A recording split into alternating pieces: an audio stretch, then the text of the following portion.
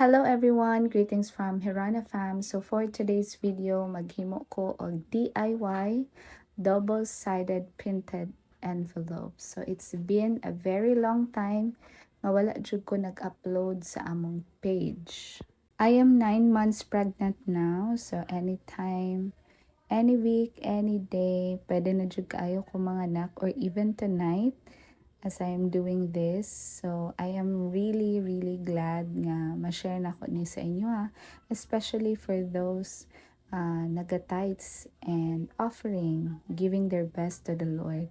So naghimo lang ko pattern ani sa isa ka Oslo paper para mag-tracing na lang ko for those of the rest of the double-sided printed material. So after I trace that, ako siyang doble, no, para dili pud kaayo kapoy nga isa-isa kun gyud. So gidoble nako na siya na siya isa ka pattern pud sa likod. And this is actually batik, no, ang style.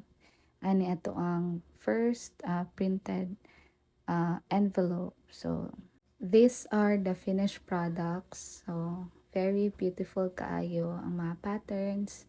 I have also other colors, pero kana lang pa ako ang nakaya og human for tonight.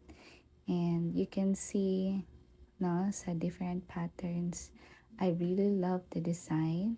And if you're interested to have this one, you can just PM us sa kumbana kay Bobby and or even sa ako mismo. So that's it for tonight. I hope you enjoy watching.